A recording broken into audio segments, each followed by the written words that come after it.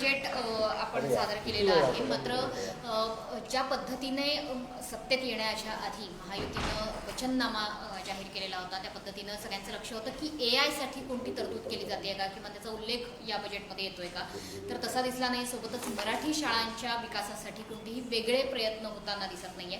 या शिक्षण बजेटबाबत ओव्हरऑल तुमचं मत काय? मिशन संपूर्ण ते मिशन सफल असा हा बजेट आहे. म्हणजे विद्यार्थ्यांच्या सर्वांगीण विकासासाठी असलेला हा बजेट आहे. ऑफकोर्स हा बजेट पूर्णपणे प्रशासनाने बनवलेला आहे.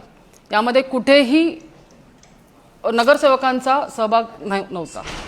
आणि त्याप्रमाणे म्हटल्याप्रमाणे AI टेक्नॉलॉजी किंवा AI तंत्रज्ञान हे येणाऱ्या नवीन पिढीसाठी अत्यंत आवश्यक आहे.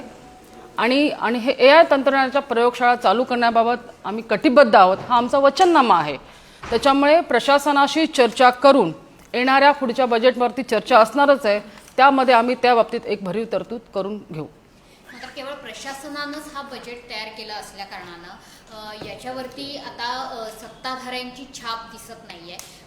येणाऱ्या काळामध्ये म्हणजे हे बजेट ज्यावेळेस राबवलं जाईल या काळामध्ये काही अंतर्गत तरतुदी केल्या जातील का आणि विशेषतः मराठी शाळांसाठी काय प्रयत्न केले जातील?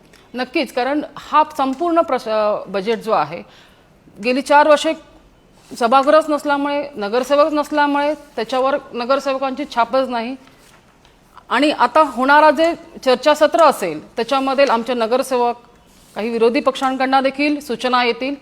त्या सूचनेचं त्या ज्या संकल्पना असेल ह्या संकल्पना आम्ही येणाऱ्या पुढच्या जो वर्ष असेल त्या वर्षभरात संपूर्णपणे प्रशासनाकडून त्या राबवून घेतल्या जातीलच.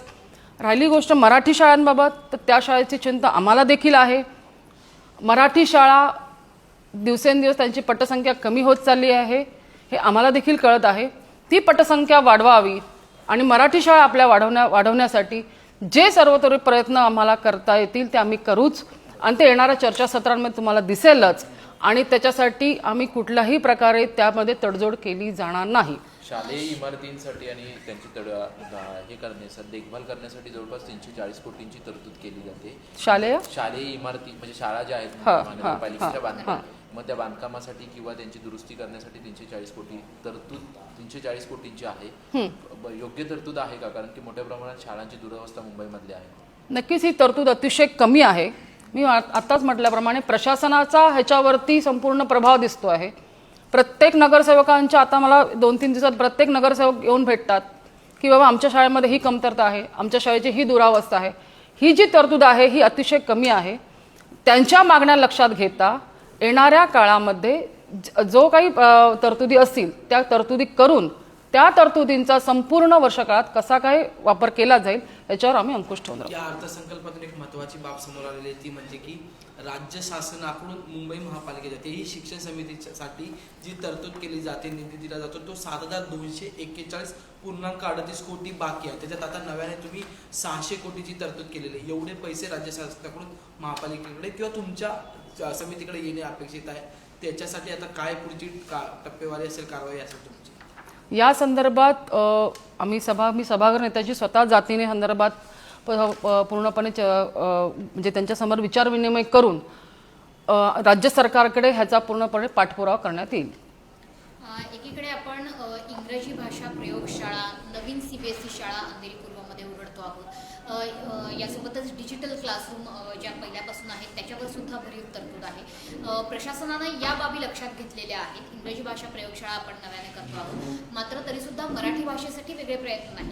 तुम्ही म्हणताय की आगामी काळामध्ये म्हणजे आगामी वर्षामध्ये आपण तशी तरतूद करता येईल का, चर्चासत्रांच्या माध्यमातून काहीतरी उपाय करण्याचा प्रयत्न करू. मात्र आता जर तरतूद केलेली नसेल तर काय उपाय करणार? कारण एकीकडे थकबाकी सुद्धा आहे राज्य शासनाकडून येणारी, दुसरीकडे तिजोरीला सुद्धा गळती आहे. तर त्याच्यामुळे नेमका काय प्रयत्न केला जाणार? मी म्हटल्याप्रमाणे आता हे बजेट आयुक्तांनी मांडलेलं आहे. येणाऱ्या काही 10 दिवसाच्या 15 दिवसाच्या काळामध्ये त्याच्यावर चर्चा होईल. आमच्याही काही डोक्यात सत्ताधारी डोक्यात आमच्याही काही मनात काही विचार आहेत. ह्या मराठी शाळांमध्ये पटसंख्या कशी वाचवावी किंवा कशी वाढवावी आणि ह्याच्यामध्ये कुठल्याही प्रकारचं मी म्हटल्याप्रमाणे कुठल्याही प्रकारची तडजोड केली जाणार नाही. मग ते फंड असो किंवा आर्थिक गोष्टी असो यामध्ये कुठलीही तडजोड केली जाणार नाही.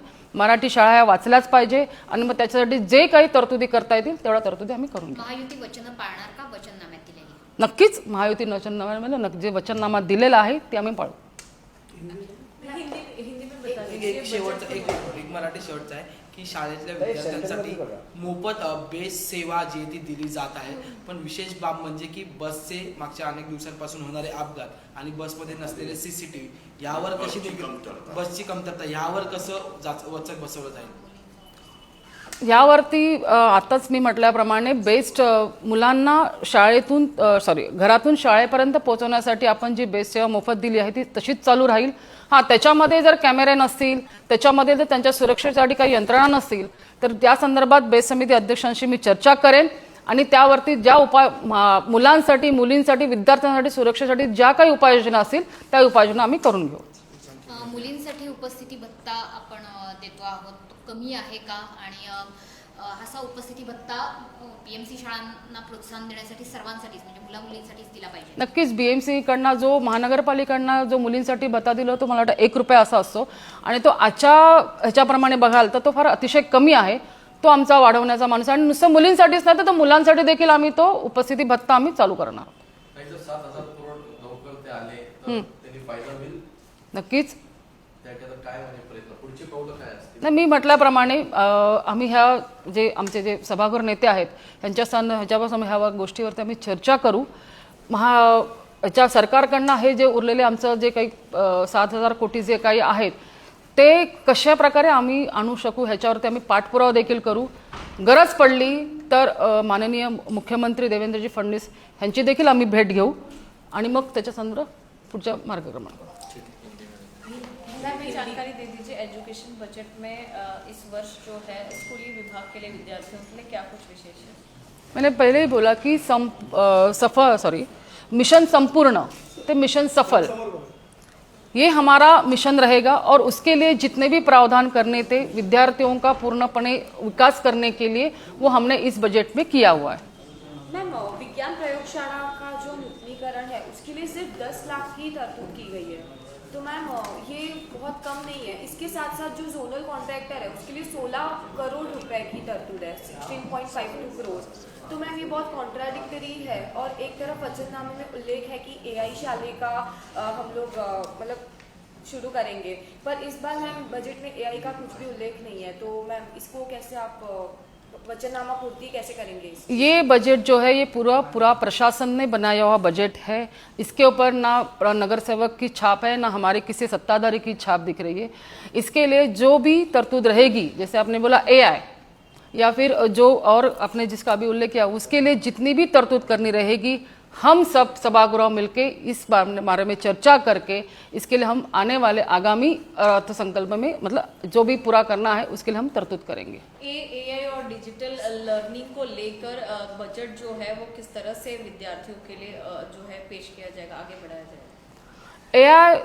AI टेक्नोलॉजी के लिए और डिजिटल टेक्नोलॉजी के लिए जितने भी लैब खोलनी पड़ेगी विद्यार्थियों के लिए, पहले प्रायोगिक तत्वानुसार हम लोग पहले सिटी और 2 उपनगर में हम उसकी लैब खोलेंगे, फिर उसके बाद और डेवलपमेंट करते हुए जितनी हो सके हमारी तो यही मांग रहेगी हर स्कूल में हम AI लैब खोलें, लेकिन उसके ऊपर वर्किंग करना और कैसा हो सकता है इसके ऊपर हम चर्चा करेंगे.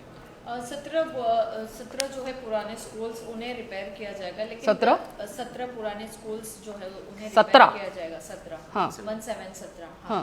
तो इसकी संख्या 17 ही नहीं बल्कि मुंबई में, महाराष्ट्र में कई ऐसे स्कूलें हैं जिनकी अवस्था बहुत खराब है, तो उसके लिए क्या क्या कदम उठाए जाए? अभी जो प्रावधान किया है स्कूल रिपेयर करने के लिए और करने के लिए वो बहुत कम है. हमारा प्रशासन के साथ बैठ के इसके ऊपर हम चर्चा जरूर करेंगे और उसके लिए और प्रावधान हम जरूर करेंगे. इस बजट में उर्दू शिक्षा को जो है उसको बहाल करने के लिए या उसकी जो स्थिति है वो सुधरे, इसके लिए क्या कुछ प्रयास किए जा रहे हैं? सिर्फ उर्दू के लिए हम प्रयास कर रहे हैं ऐसा नहीं है. हमारे लिए सब विद्यार्थी सब समान है और हम सब सब जितने भी महानगर पालिका के स्कूल रहेंगे उसका पूरा विकास कैसे हो इसके लिए हम प्रयास करेंगे. ठीक है मैम, एक आखिरी सवाल है. ये जो ICSE, CBSE, IGCSE और IB शिक्षण मंडल है, ये ऐसी स्कूल्स मैम कितनी आप बनाना चाहेंगे मुंबई के लिए आने वाले आपके जो कार्य क्षेत्र है?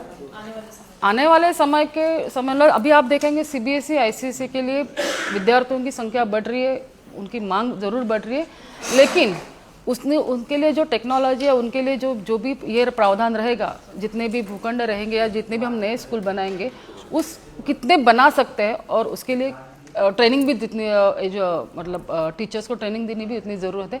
वो पूरा उसका विचार विनिमय करके जितनी हो सके हम उतनी बढ़ाने की कोशिश करेंगे। 5 सालों में क्या रिवैम्प देखने मिलेगा मुंबई की स्कूलों में? आईसीएसई, सीबीएसई, आईजीसीएसई बोर्ड्स का एंट्रेंस होगा नहीं होगा? उनका एंट्रेंस ज़रूर होगा, क्योंकि दिस इज़ अ कॉम्पिटिटिव, मैंने बोला कॉम्पिटिटिव ये है, और हमारे बच्चे भी उस आईसीएसई सीबीएसई बोर्ड में जाना चाहते हैं, लेकिन उसके साथ साथ मराठी माध्यमिक स्कूल और हमारे इतर माध्यमिक स्कूल भी चलती रहेगी।